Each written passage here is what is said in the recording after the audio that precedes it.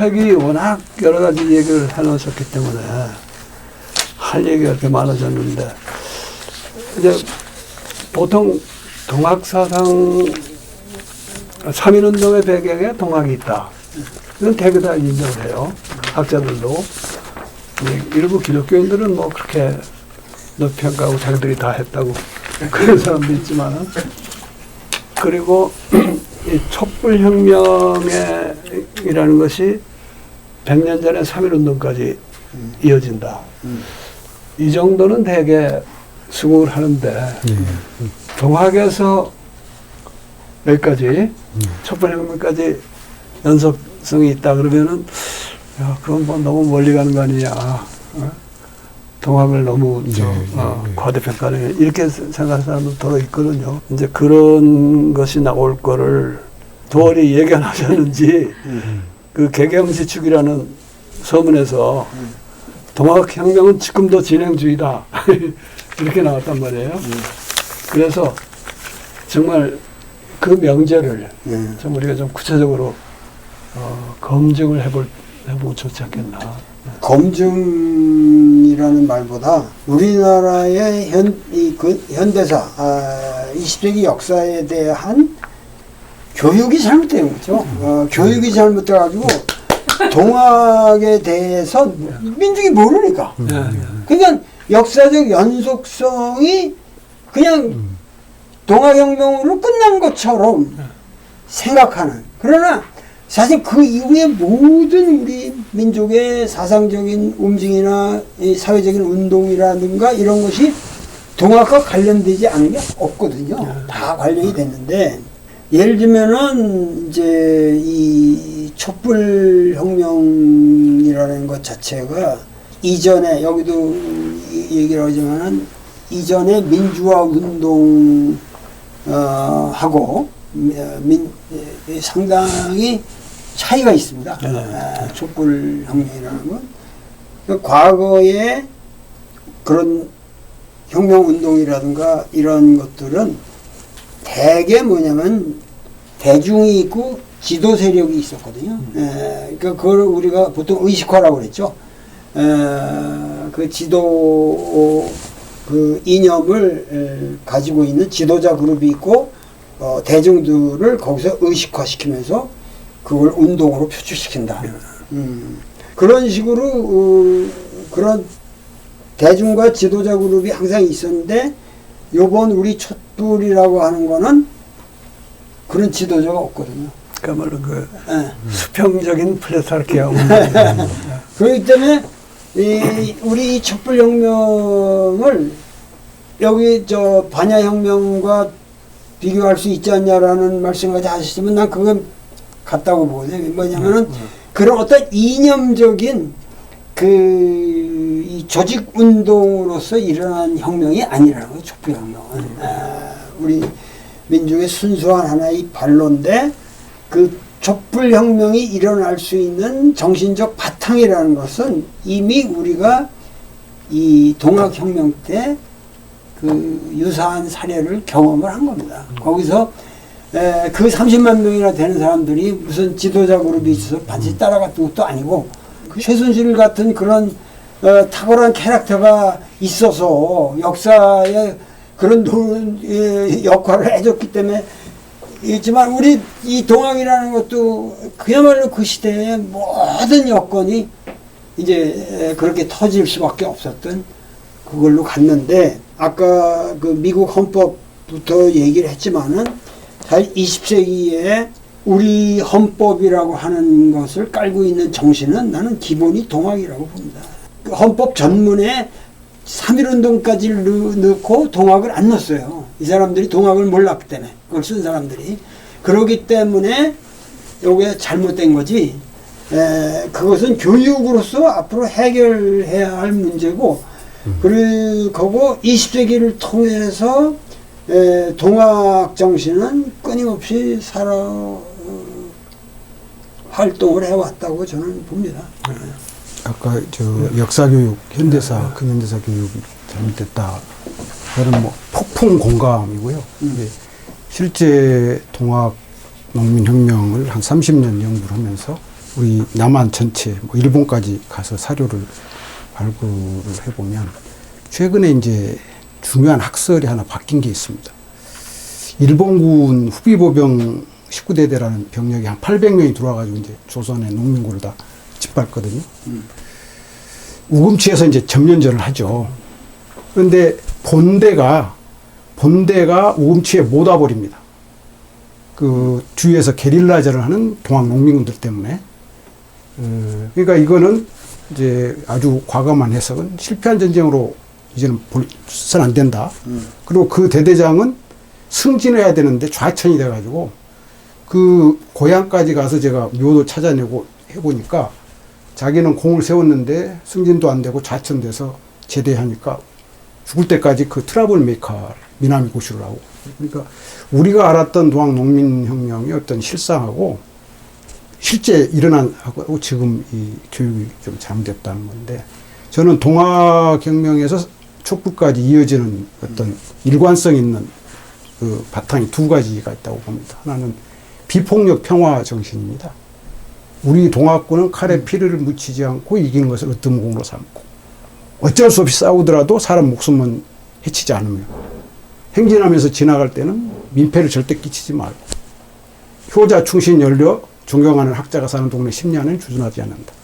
병든 자는 치료해주고 항복한 자는 받아들이고 굶주린 자는 먹여주고 도망가는 자는 쫓지 않는다. 이거는 그 당시에 특파원들도 농민군의 규율을 칭찬해요. 가장 동학 농민군을 비판했던 매천 황현조차 오하기분에서 동학 농민군의 법은 인간적이다 이렇게 평을 하고 있습니다. 굉장히 그게 이제 3.1운동의 공약 3장의 어떤 비폭력. 그리고 뭐 2002년부터 그 미선 효순 그때부터 촛불 집회가 이제 지난 2016년까지 이어지면 가장 세계 사람들이 놀란 게 비폭력 평화잖아요. 저는 그 뿌리가 동학 농민군의 어떤 그런 그 12개조 기율 이런 속에서 또 뿌리가 된다고 보고 철저히 지금 말씀하신 대로 민이 주체가 돼서 일어나는 거죠. 동학혁명도 그렇고 3.1운동도 그렇고 3.1운동의 가장 뭐랄까 마지막까지 어떤 그 독립을 외쳤던 사람들은 노동자, 농민, 학생들입니다. 33인이 아니고. 그러니까 평범한 대중들이었다고 보죠. 촛불 집회도 마찬가지죠. 그러니까 민의 주체라고 하는 점, 이제 비폭력 평화로 일관되고 있다고 하는 그런 점에서 동학의 어떤 정신이나 그 기전은 촛불혁명까지 이렇게. 그러나 이제 명확히 다른 것이 있는 것 같습니다. 동학농민혁명은 왕조 체제를 부정하지는 않죠. 그걸 이제 보완하려고 하긴 하지만, 그러나 어디까지나 100% 실패로 끝나고, 3.1운동은 이제 국내외 여러 군데에서 한 6개, 7개 임시정부가 하나로 합일돼가지고 상해 임정을 탄생시키죠. 좌우가 하나가 돼가지고. 이건 저는 절반의 성공이라고 보는 그런 차이가 있고, 이번에 이제 2016년은 뭐 완전히 우리가, 성공하는 그런 거니까 그런 이제 어떤 본질적 차이는 있지만 바탕에 어떤 흐르는 정신은 촛불혁명의 어떤 성공 요인은 동학혁명에서 또 찾아야 되는 것이 아닌가라는 생각을 하고 있습니다. 근데 나는 촛불혁명이 지금도 진행 중이기 때문에 완전한 성공을 얘기하기는 이르다고 보거든요. 네. 그런데 그 동학 농민전쟁 이전에 이제 동학이 있었고, 있었습니다. 순과 해열의 동학이 있었고, 거기서부터 이렇게 연속성이 있다는 건 저도 절대 동감입니다. 그런데 우리 역사를 보면은 그런 그 동학 정신을 실현할 수 있는 여건이 촛불혁명에 와서 드디어 마련됐다고 봐요. 그 전에 뭐 4.19, 그래도 물론 그 정신은 면면이 이어지지만은 그때까지는 조직 없이 이렇게 또 대대적인 운동을 하기도 어려웠고, 정권 퇴업은 성공으로 말하자면 뭐 4.19 같은 거 완전히 성공한 거죠, 일단은. 네. 근데 그게 이제 지속되지 못했고, 6월 항쟁이 그 후에 처음으로 성공했고, 지속성을 지닌 항쟁인데, 거기도 뭐 이렇게, 전체적인 어떤 기호를 가진 조직은 없었죠. 그러나, 운동권으로 조직이 있고, 또 김대중, 김영삼 두 분의 조직이 있고, 그런 조직을 갖고 움직였기 때문에 요즘 이제 소위 586이 욕먹는 이유가 그때 자기들이 조직을 주도하고 지도했던 그 꿈을 꾸면서 못 깨나고 있는 거예요. 여전히. 지금 세상이 바뀌었는데.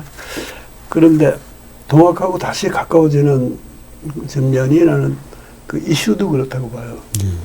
첫째, 이제까지 민주 항쟁에서는 남녀 평등 문제가 그렇게 중요하지 않았어요.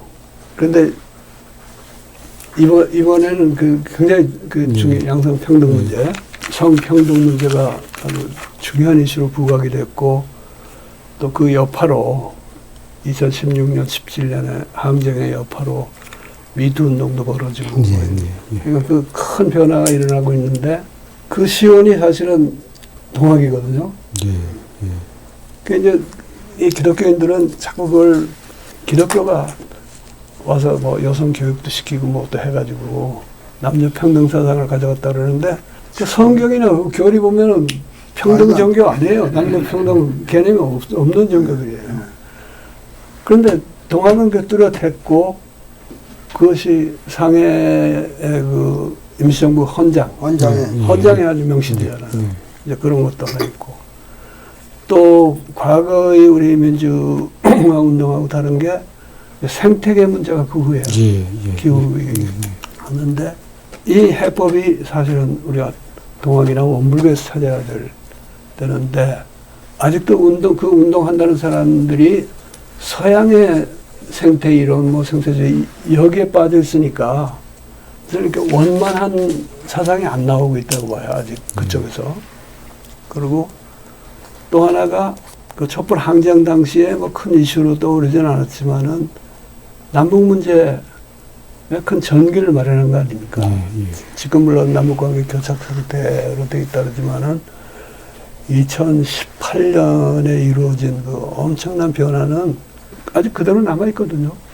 그리고 앞으로 이게 더 진전이 되면은 그야말로 우리 조선이 어변성룡을 하게 돼 있는데, 87년 6월 항쟁만 해도 그 운동권에서는 그때 자주 통일을 굉장히 강조했지만은, 사실은 어디까지나 그 분단 체제라는 틀 안에서 남한만 변화를 일으켰지 크게 이 분단 체제를 바꿔놓지는 못했어요.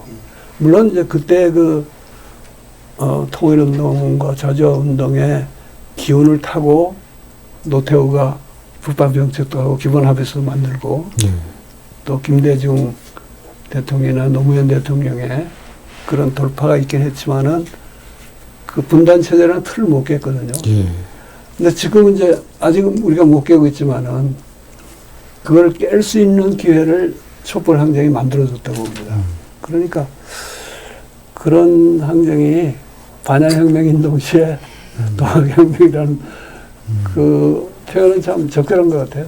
그 거시적으로 보면 저는 아까 근대 문제도 그랬지만은 근대라는 개념을 방편으로 해서 근대를 극복하는 것보다는 저는 레디컬하게 사상가니까 하나의 그런 개념 자체를 뭔가 좀 파기하고 새로운 그 원점을 삼아야 된다는 건데, 이 전체적으로 보면은 근대의 문제가 아니라 인류 역사를 선사시대부터 저게 뭐 최근까지가 이게 왕정이라는 거예요. 왕정과 민주의 대결이라는 거예요. 이게 무슨 단계 발전이 아니고 그래서 거의 뭐 단군 이래 최근 구한말까지는 이게 왕정의 역사라는 거죠. 근데 이게 전 세계 똑같다는 거죠. 거기에 100~200년 차이가 있는 거 가지고 그 변화가 있는 게 아니고, 우리가 최소한 수는 5만 년이라고 그랬지만 사실 그 맞는 말이 뭐냐면은 우리가 왕정의 한 5,000년 역사와 우리 한 100년도 안 되는 요거 가지고 싸우는 거거든요.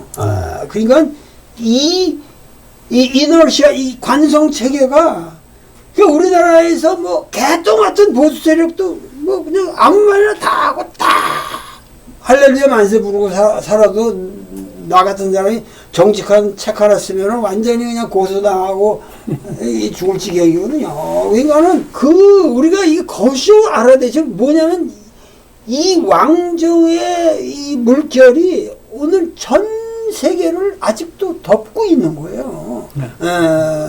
그러니까는 결국은 불란서의 뭐 혁명도 뭐 루이 16세 뭐가 따른다고 해서 해결된 게 아니잖아요. 그대로 쭉 내려오는데 오늘까지 문제가 심각하잖아요. 그 사회의 나름대로.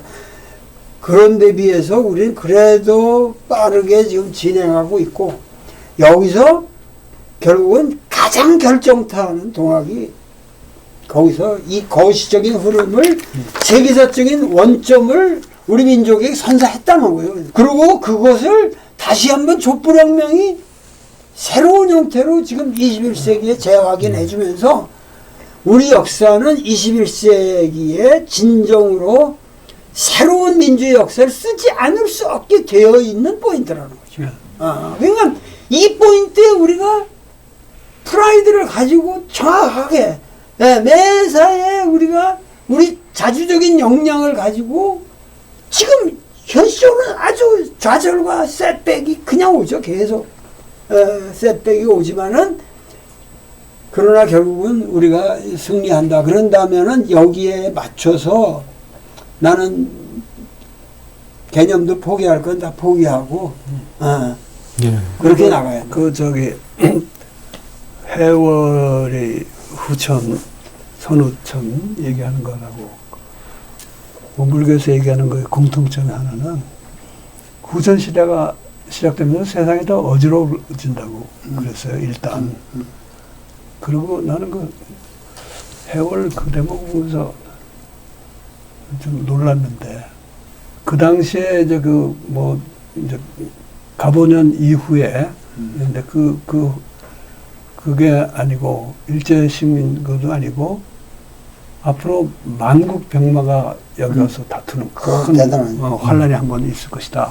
아니 그 혼란은 있는데 그게 다 물러간 후에야 개벽 된다. 그 후에야 제대로 된 개벽 세상이 된다 그러는데 아직 완전히 물러가지 않았거든요.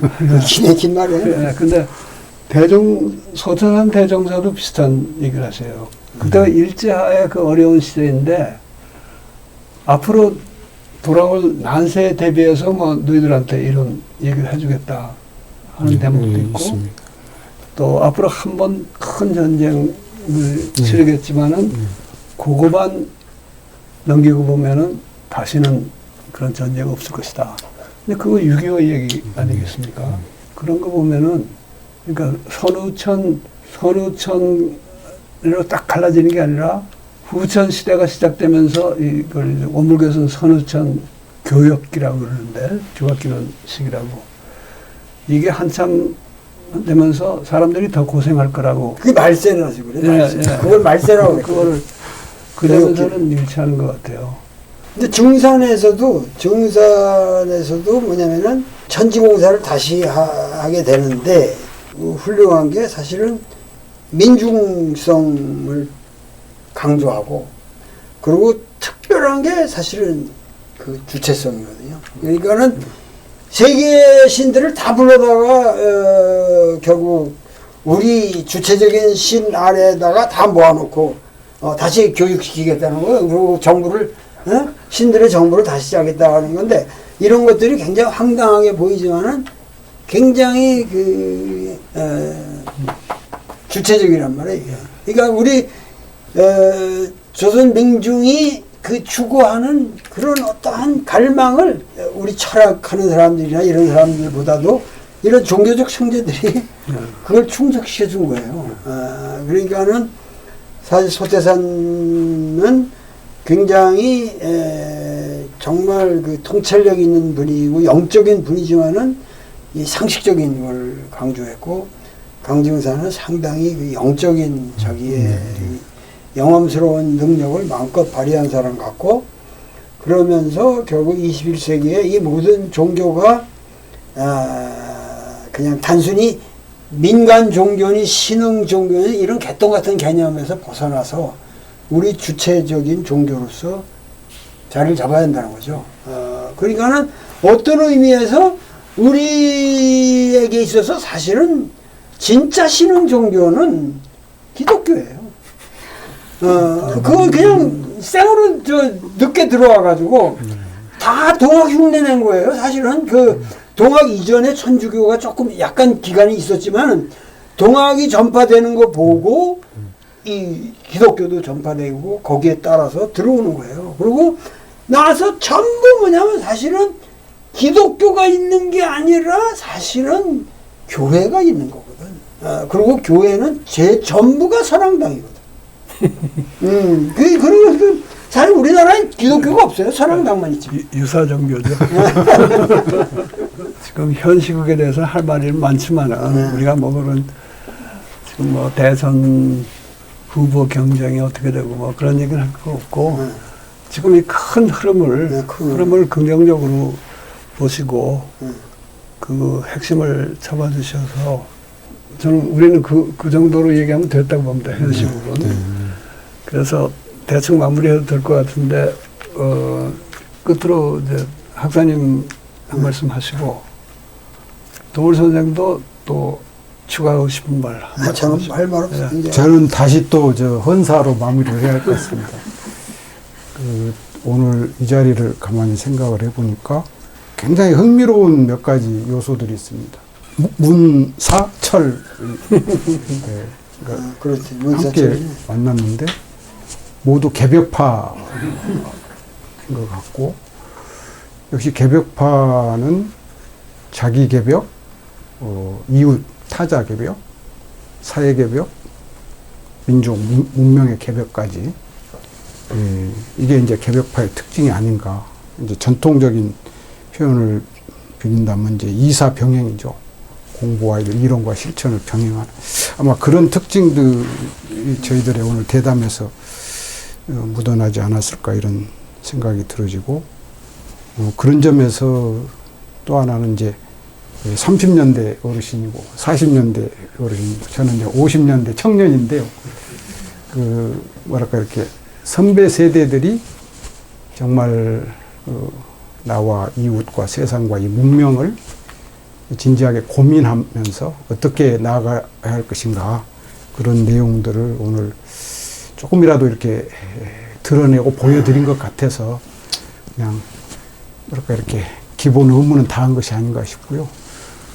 하여튼 앞으로 이런 대담이 좀 더 여러 차례 이루어졌으면 좋겠고 그러려면 반드시 3대에 걸쳐서 공을 쌓아야 되지 않을까 싶기도 하고 진짜 고맙습니다. 또 마지막으로 한 말씀 뭐 덧붙여. 무엇보다도 오늘 저는 저도 나이가 많습니다만은 우리 백 선생님께서 건강하게 네. 네, 감사합니다. 오래 더 사셨으면 하는 게 간절한 소망이고 그리고 백 선생님은 꼭 이런 자리에서가 아니라 뭐 예를 들면 술자리 같은 데 편안하게 건강이 허락되신다면 강요는 안 하겠습니다만 단 한 잔이라도 마시면서 릴렉스 해가면서 저랑 대화를 나누면 좀 더 재미있지 않을까. 감사합니다. 제가 뭐 술을 많이는 못합니다만은 좋은 사람 만나면 술을 하니까 우리 집에는 진짜 좋은 술이 있거든요. 그런 기회도 한번 뭐 가졌으면 좋겠고 오늘 우리 저담의 제목이 다시 동학을 찾아 오늘의 길을 묻다. 근데 그 제목에 상당히 부응을 한 것 같아요.